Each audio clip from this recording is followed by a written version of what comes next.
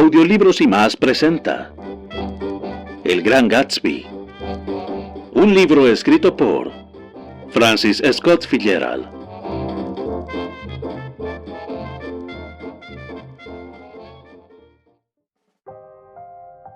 Capítulo 8. No pude dormir en toda la noche. Una sirena de niebla lloró sin cesar en el estuario, y yo me revolcaba medio enfermo entre la grotesca realidad y las aterradoras pesadillas. Hacia la madrugada oí un taxi que subía por el camino de Gatsby, y enseguida brinqué de la cama y comencé a vestirme. Sentía que tenía que decirle algo, que debía prevenirlo, y que en la madrugada ya sería demasiado tarde. Al atravesar el jardín vi que su puerta delantera estaba abierta aún, y que él estaba recostado sobre una mesa en el vestíbulo, agobiado por la desesperanza o el sueño. «Nada pasó», dijo alicaído. Me quedé esperando, y hacia las 4 de la mañana ella salió a la ventana. Se quedó allí de pie un minuto, y después apagó la luz. Nunca me había parecido tan enorme su casa como aquella noche cuando salimos a buscar cigarrillos por los grandes cuartos. Descorrimos cortinas que parecían pabellones y tanteamos innumerables pies de pared oscura buscando los interruptores de la luz eléctrica. Una vez me resbalé y produje un ruido estridente sobre las teclas de un fantasmagórico piano. Había una inexplicable cantidad de polvo en todas partes y los cuartos olían a humedad, como si no hubiesen sido aireados durante muchos días. Encontré el humidificador en una mesa que nunca antes había visto, con 2 cigarrillos secos y viejos. Tras abrir los ventanales de la sala nos sentamos a fumar en la oscuridad. «Tienes que marcharte», le dije. «Soy completamente seguro de que van a dar con tu auto». «¿Irme ahora, viejo amigo?» «Vete para Atlantic City o por una semana o sube hasta Montreal». No quiso ni considerarlo. No podía dejar a Daisy ahora hasta que supiera qué iba a hacer ella. Se estaba aferrando a una última esperanza y yo no podía soportar liberarlo. Fue aquella noche cuando me contó la extraña historia de su juventud con Dan Cody. Me la contó porque Jay Gatsby se había quebrado, como el cristal, contra la dura malevolencia de Tom. La larga y secreta extravagancia había sido ejecutada en público. Creo que él habría reconocido cualquier cosa ahora, sin reservas, pero quería hablar de Daisy. Ella había sido la primera niña bien que había conocido. Por varias razones que no me reveló, había llegado a entrar en contacto con personas de su clase, pero siempre con un indiscernible alambre de púas en medio. Él la encontraba deseable y excitante. Al principio iba a su casa con otros oficiales de Camp Taylor, después solo. Lo maravillaba. Nunca había estado en una casa tan hermosa. Pero lo que le proporcionaba aquella atmósfera de inefable intensidad era que Daisy vivía allí. Para ella era algo tan normal como para él su carpa del campamento. Había un misterio maduro en la casa.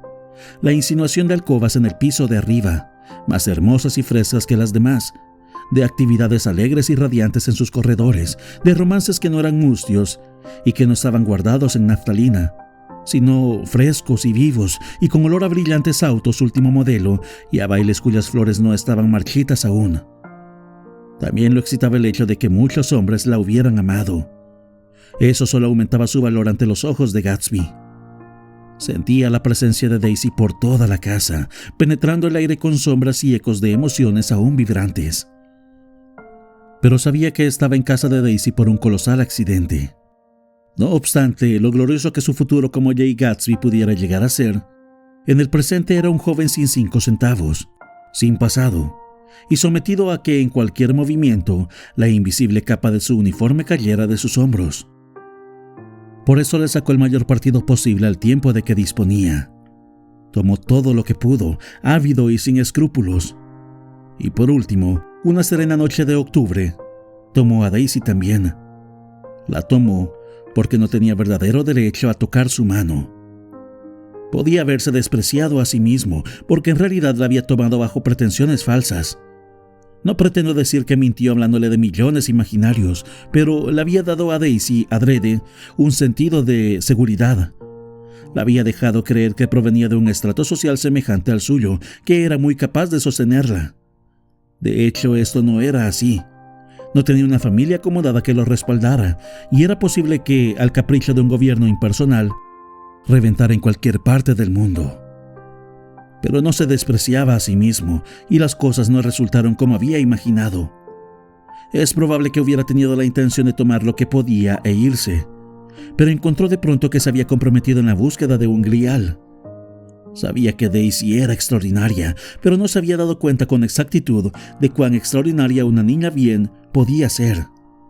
Ella desaparecía en su casa opulenta, en su vida opulenta y plena, dejando a Gatsby con las manos vacías. Él se sentía casado con ella. Eso era todo.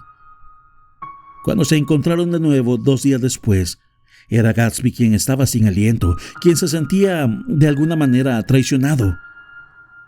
El pórtico de la casa de Daisy brillaba con el esplendor comprado del brillo de las estrellas. El mimbre de la silla hacía chasquidos muy a la moda mientras se volvía hacia él y la besaba en la boca curiosa y fascinante. Tenía un resfriado y esto le ponía la voz más ronca y más embrujadora que nunca. Y Gatsby quedó totalmente anonadado al darse cuenta de la juventud y el misterio aprisionados entre el dinero y preservados en él, y de la frescura de un nutrido guardarropas, y de Daisy, resplandeciente como la plata, a salvo y orgullosa por encima de las feroces luchas de los pobres. No soy capaz de describirte cuán sorprendido quedé cuando me di cuenta de que la amaba, viejo amigo. Un tiempo tuve incluso esperanzas de que ella me echara, pero no lo hizo, y es que también estaba enamorada de mí. Me creía muy sabio porque sabía algunas cosas diferentes de las que ella conocía. Y ahí estaba yo, alejándome de mis ambiciones, enamorándome cada día más. Y de pronto, no le importó. ¿De qué servía hacer cosas grandes si yo no podía divertirme más contándole a ella lo que iba a hacer? La última tarde de su marcha al exterior, se sentó con Daisy en los brazos, un largo rato y silencioso. Era un frío día otoñal. Había fuego en el cuarto y las mejillas de Daisy estaban encendidas. A ratos ella se movía y él cambiaba su brazo de posición un poco, y una vez besó su oscuro y sedoso cabello. La tarde los había apaciguado por un momento, como para darles un profundo recuerdo para la larga partida que el día siguiente prometía.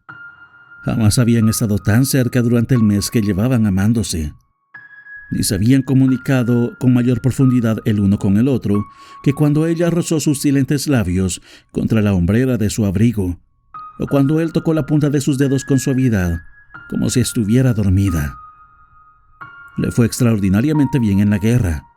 Lo hicieron capitán antes de ir al frente, y después de la batalla de Argonne, consiguió que lo ascendieran a mayor y lo pusieran al comando de la división de ametralladoras. Después del armisticio, trató desesperadamente de volver a casa, pero por alguna complicación o malentendido, lo mandaron a Oxford en su lugar. Estaba preocupado. Había un toque de desesperanza nerviosa en las cartas de Daisy. No podía entender por qué no regresaba. Estaba sintiendo la presión del mundo exterior. Quería verlo, sentir su presencia junto a ella y convencerse de que a pesar de todo, estaba haciendo lo correcto. Porque Daisy era joven y su mundo artificial estaba cargado de orquídeas y de modas bonitas y alegres y de orquestas que imponían el ritmo del año, resumiendo la tristeza y la inspiración de la vida en nuevas tonadas. Toda la noche lloraban los saxofones el desesperanzado comentario de Beale Street Blues, mientras 100 pares de zapatillas doradas y plateadas revolvían el reluciente polvillo. A la hora gris del té, siempre había cuartos que palpitaban sin cesar con esta fiebre baja y dulce, al tiempo que pasaban por doquier rostros frescos, cual pétalos de rosa, impulsados por todo el piso por las tristes trompetas. Por entre este universo crepuscular, comenzó Daisy a moverse otra vez en la temporada. Súbitamente tenía de nuevo media docena de invitaciones al día con media docena de jóvenes, y se acostaba en la madrugada con las perlas y el chifón de un vestido de noche, enredados entre las orquídeas marchitas en el piso junto a su cama. Y todo el tiempo algo dentro de ella clamaba por una decisión. Quería que su vida quedara definida ahora, ya mismo. Y la decisión debía tomarse por medio de alguna fuerza. La del amor, la del dinero, la de algo de incuestionable conveniencia. Algo que estuviera a mano. Aquella fuerza se fue perfilando a mediados de la primavera con la llegada de Tom Buchanan. Tom era dueño de una robusta imponencia, tanto en su persona como en su posición, y Daisy se sintió halagada. Tuvo sin duda una cierta batalla y un cierto alivio. La carta le llegó a Gatsby mientras todavía estaba en Oxford.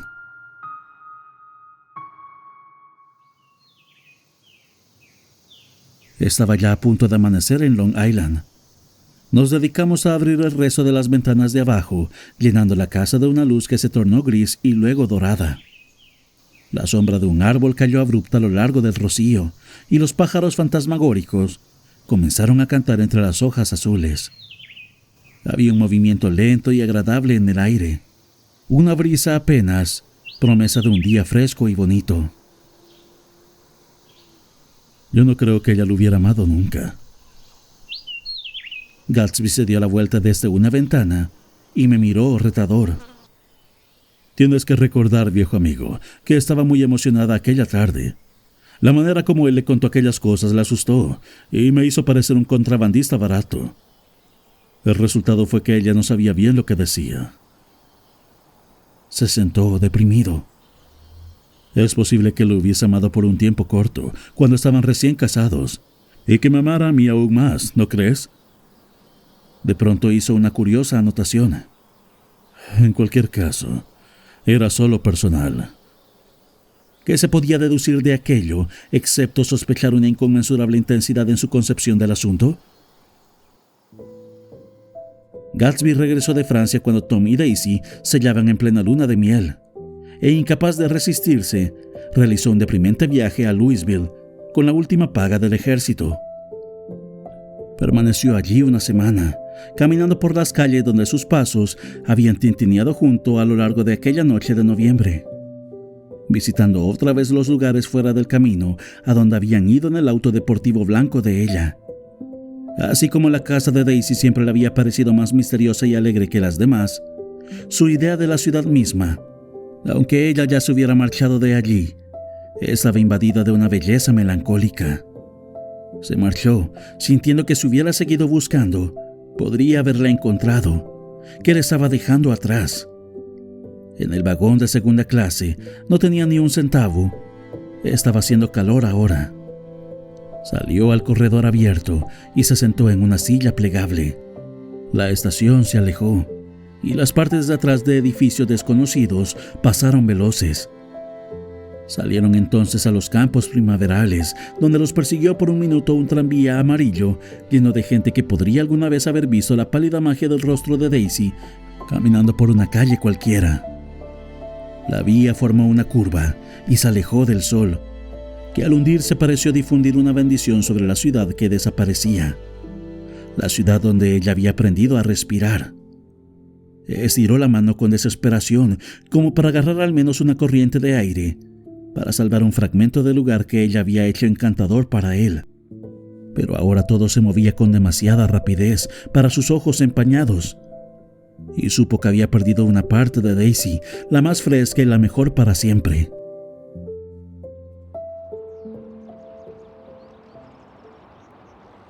Eran las 9 de la mañana cuando terminamos de desayunar y salimos al pórtico. La noche había traído una aguda diferencia en el clima, y ahora el aire tenía un sabor otoñal. El jardinero, el último de los primeros sirvientes de Gatsby, se acercó a la base de las escalinatas. «Voy a vaciar la piscina hoy, señor Gatsby. Las hojas van a empezar a caer muy pronto, y siempre tenemos problemas con la tubería». «No lo hagas hoy», contestó Gatsby. Se volvió hacia mí como pidiendo perdón. «Tú sabes, viejo amigo, que en todo el verano jamás usé la piscina». Miré el reloj y me levanté. «Gatsby, quedan 12 minutos para mi tren». No quería ir a la ciudad. No sería capaz de hacer ningún trabajo bien hecho, pero era más que eso. No quería dejar a Gatsby. Perdí aquel tren y luego otro, antes de que obligara a mí mismo a ir. «Te llamaré». «Por favor, hazlo, viejo amigo». «Te llamaré más o menos a mediodía». Bajamos lentamente las escaleras. Supongo que Daisy también llamará. Me miró con ansiedad, como si tuviera la esperanza de que yo corroboraría sus palabras. Eso supongo. Bien. Adiós, viejo amigo. Nos dimos la mano y comencé a alejarme. Pero justo antes de llegar a la cerca, recordé algo, me di la vuelta y le grité a través del prado. «Son gente podrida, Gatsby. Tú vales más que todo ese maldito grupo junto». Siempre me he alegrado de haber dicho eso. Fue el único cumplido que le hice en todo el tiempo, porque nunca llegué a aceptarlo a él, desde el principio hasta el final. Primero asintió con cortesía, y luego su rostro se abrió en aquella sonrisa suya, radiante y comprensiva, como si hubiéramos estado en un extático acuerdo sobre aquel hecho todo el tiempo. Su fabuloso vestido color rosa bastante arrugado formaba una mancha de luz contra las escalinatas blancas, y pensé en la noche que vine por primera vez a su hogar ancestral, 3 meses antes. El prado y el camino estaban atestados de rostros de aquellos que imaginaban su corrupción, y él había estado de pie en aquellas escalinatas, escondiendo su sueño incorruptible, cuando le decíamos adiós con la mano. Le agradecí la hospitalidad. Siempre se la estábamos agradeciendo, yo y los demás. Una vez más le grité: «¡Adiós! Estuvo muy sabroso el desayuno, Gatsby».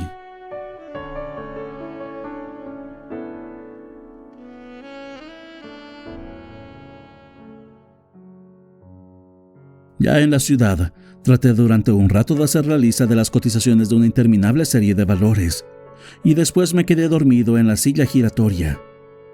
Poco antes me despertó el teléfono y me sobresalté con sudor en la frente.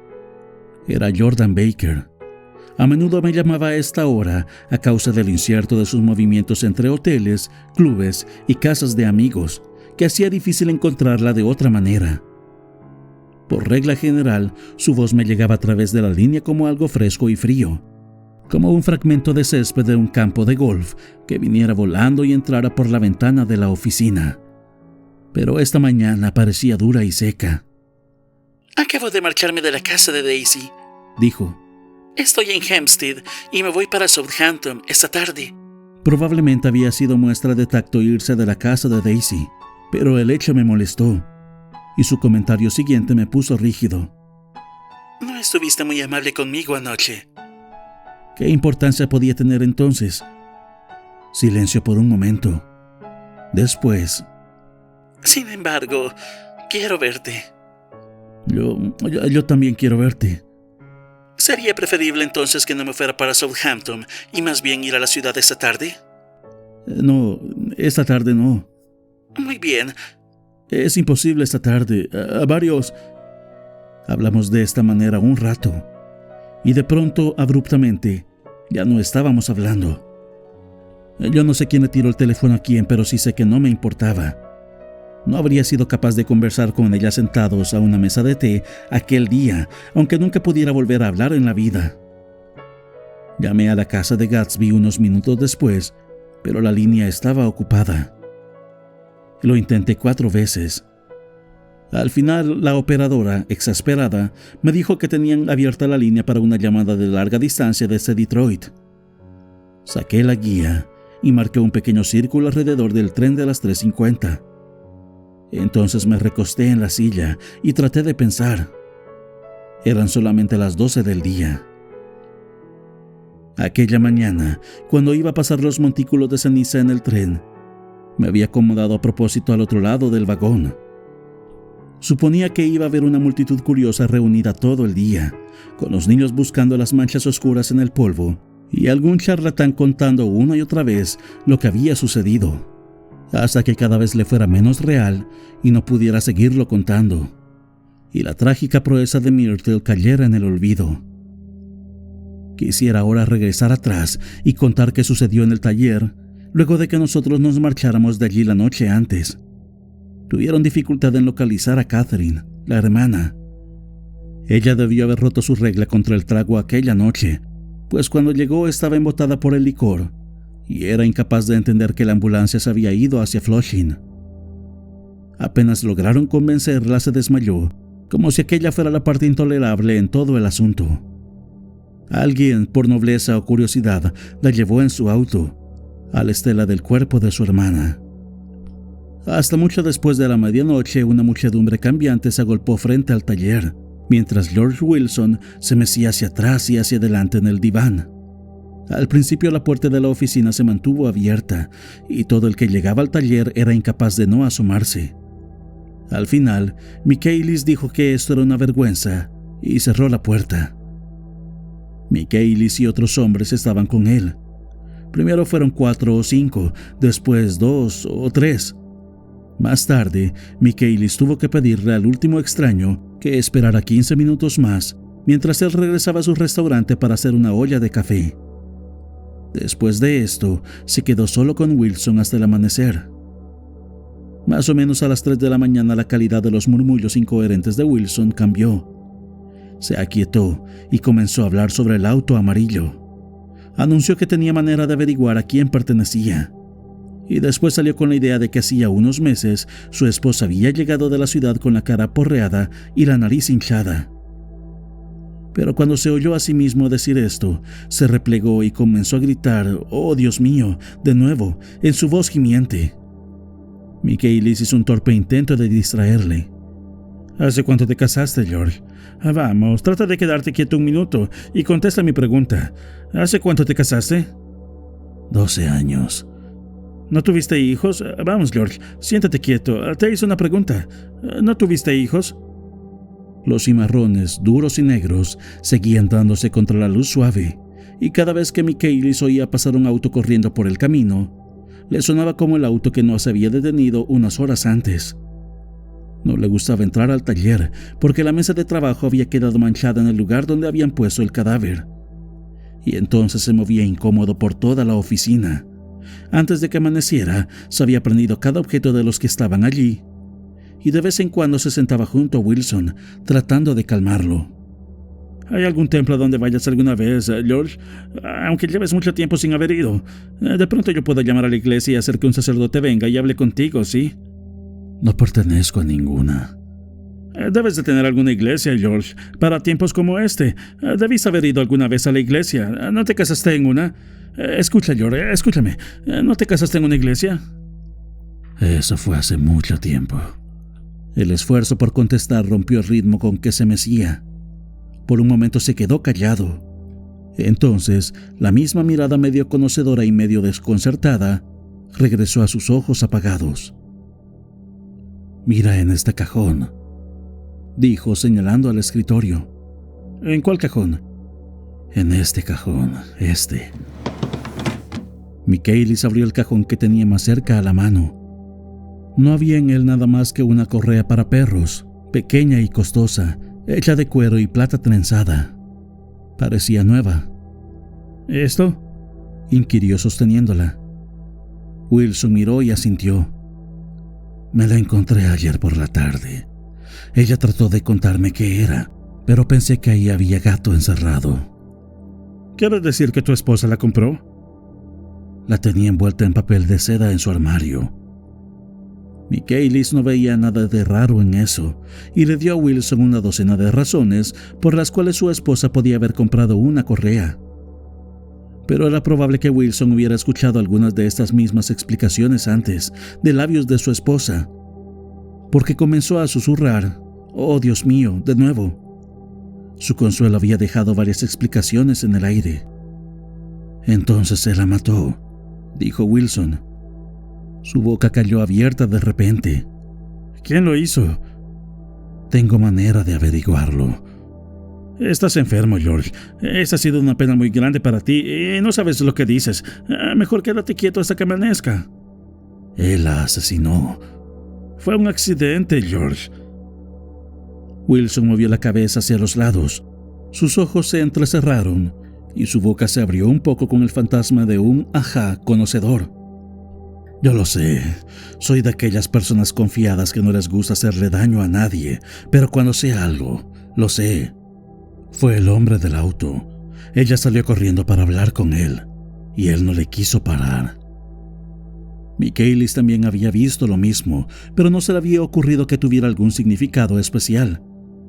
Creyó que la señora Wilson había huido de su esposo y no que había tratado de parar a algún auto en particular. ¿Cómo pudo haber hecho eso? Es muy intensa, dijo Wilson como si eso contestara la pregunta.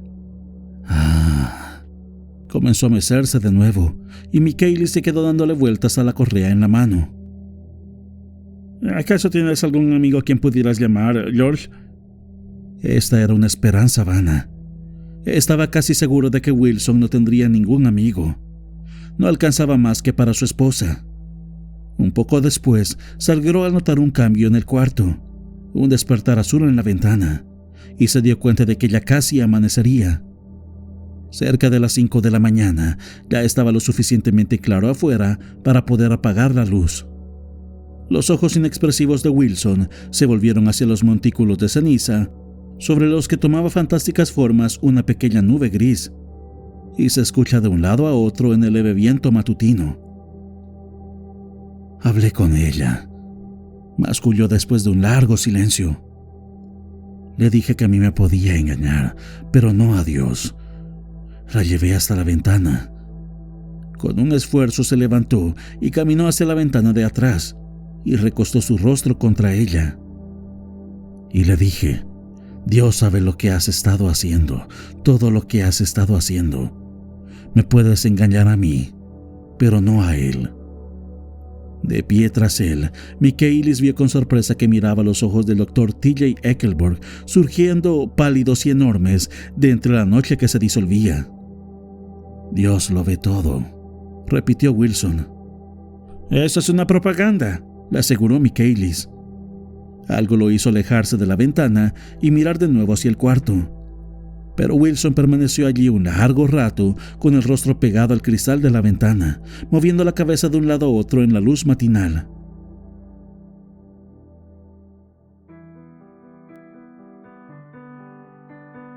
Hacia las 6, Michaelis estaba ya fundido y agradeció el sonido de un auto que se detuvo. Era uno de los vigilantes de la noche anterior que había prometido regresar.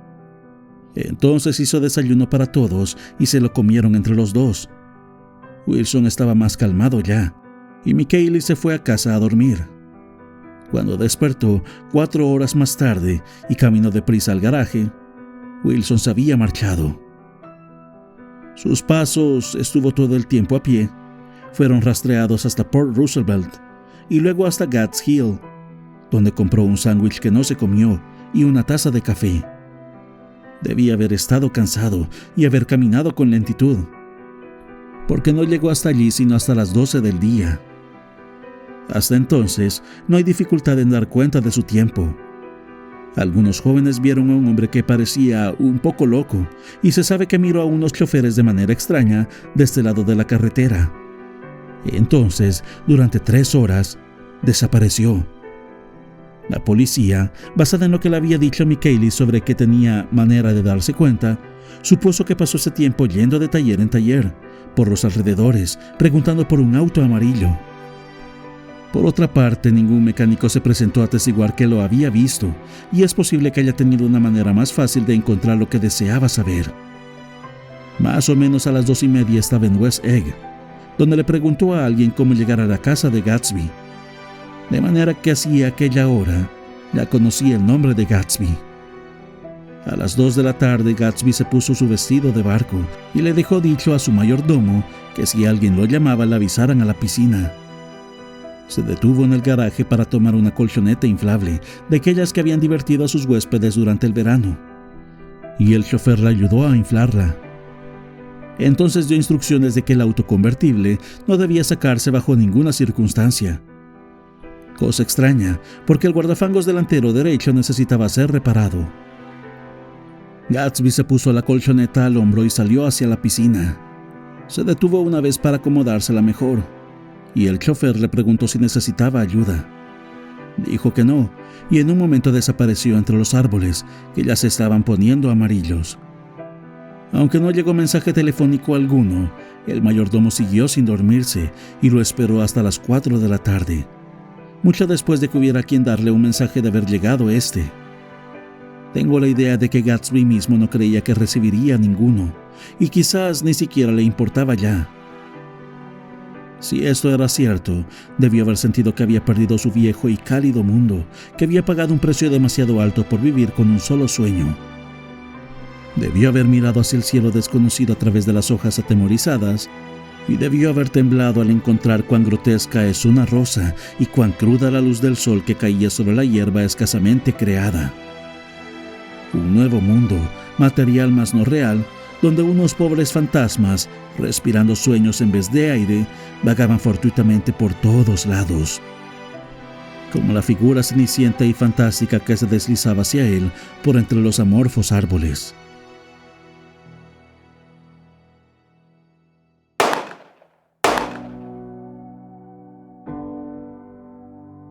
El chofer, que era uno de los protegidos de Wolfsheim, escuchó los disparos.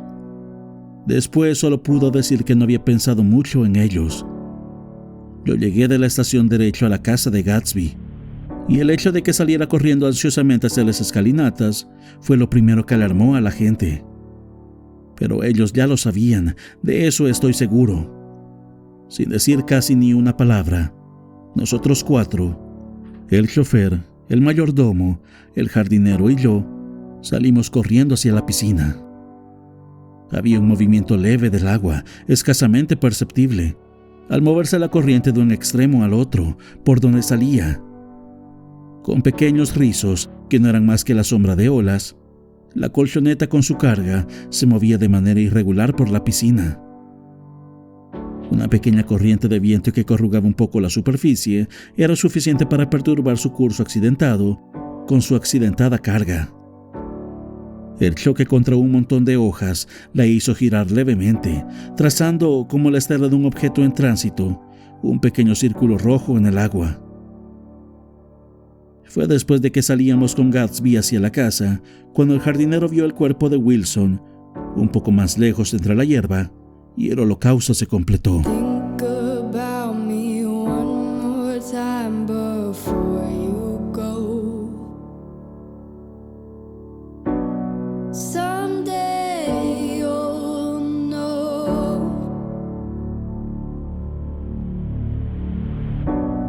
Someday you'll know. You know what I'm going to say? I've been feeling this way for far too long.